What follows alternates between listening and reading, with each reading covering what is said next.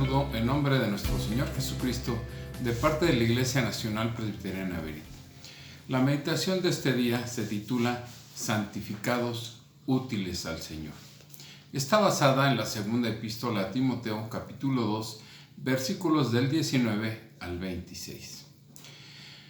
¿Cuántas veces hemos desechado algún aparato electrónico de nuestra casa o un instrumento que no funciona en nuestro taller u oficina?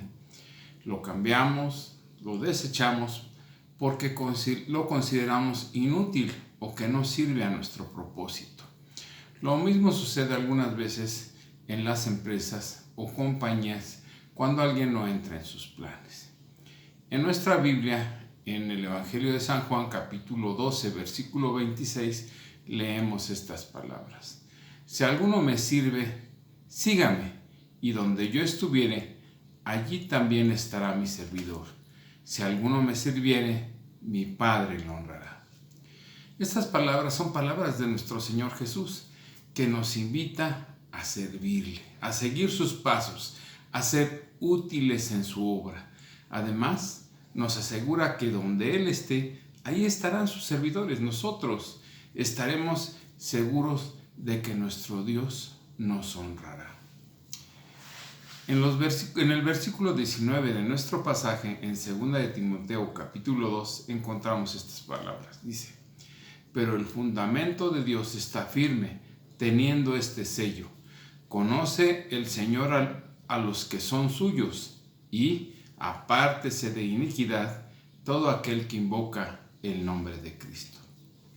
El apóstol Pablo deja en claro que el reino de Dios no puede ser conmovido. Dios conoce a los que son suyos, y esto no depende de eventos cambiantes de nuestro mundo, sino que descansa en la base sólida e inamovible de su divina voluntad. El plan de Dios tiene un propósito eterno que es desde la fundación del mundo y no va a fracasar. El Señor conoce quiénes le pertenecen porque puede discernir todo aquello que está en el corazón humano. En la antigüedad, el sello era una señal de autenticidad, de propiedad, de algún objeto o de algún bien. Por ello es que dice el Señor que Él conoce a los que son suyos porque tienen su sello.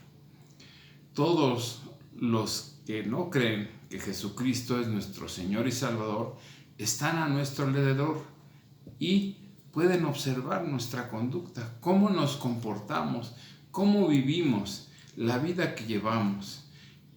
Y que a veces decimos, somos cristianos, debemos ser ejemplo. Las personas pueden saber si una persona pertenece o no a Dios, y es por medio de su conducta, de su testimonio. Es cuando ellos dicen, esta persona es diferente, porque si estamos en la misma condición, él es feliz y yo no. Hermanos, ser santos significa que somos apartados para Dios. Consiste en cortar todo aquello que interfiere en nuestra comunicación con Dios. Todas las cosas que contristan al Espíritu Santo que está en nosotros. Nos separamos del mal por voluntad para servir a Cristo con todo nuestro ser. Alguna persona puede decir, yo pertenezco al Señor porque yo soy de Él, me voy a ir al cielo, no importa cómo viva. Sin embargo, hay dos razones importantes que son el fundamento de lo que Dios nos está diciendo en este pasaje. Los que son suyos tienen el deseo y la voluntad de agradar a Dios. Todo lo que hacen es para la gloria de Dios. Por tanto, todas sus acciones en su vida diaria tratan de apartarse del pecado y cumplir su voluntad.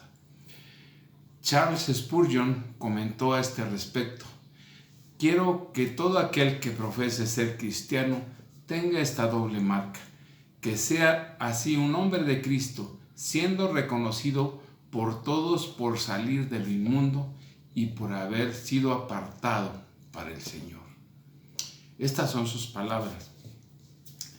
En nuestro pasaje, en los versículos 20 y 21, dice así: Pero en una casa grande no solamente hay utensilios de oro y de plata, sino también de madera y de barro. Unos son para usos honrosos y otros para usos viles. Así que, si alguno se limpia de estas cosas, será instrumento de honra, santificado, útil al Señor, dispuestos para toda buena obra. El apóstol Pablo nos compara con los utensilios que hay en una casa grande. Podemos decir que es en la iglesia universal, donde hay utensilios de oro, de plata, madera y barro. Tal vez pensemos que algunos son honrosos porque son de oro y de plata, y otros son deshonrosos porque son de barro y de madera. Pero más adelante dice que si alguno se limpia, será instrumento de honra. Si tenemos un vaso sucio, así sea de oro o de plata, pues no será un instrumento de honra. Pero si un vaso es limpiado y está lleno de agua limpia y transparente, sí será un instrumento de honra. En 1 de Juan, capítulo 1, versículo 9, dice así: si confesamos nuestros pecados, Él es fiel y justo para perdonar nuestros pecados y limpiarnos de toda maldad.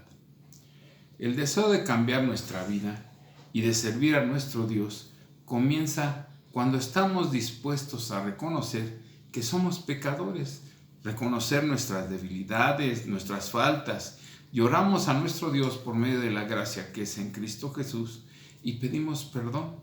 Reconocemos que Él solo es quien puede limpiarnos y hacer que nuestra vida cambie totalmente para que sea una vida santa y útil al servicio de nuestro Señor Jesucristo.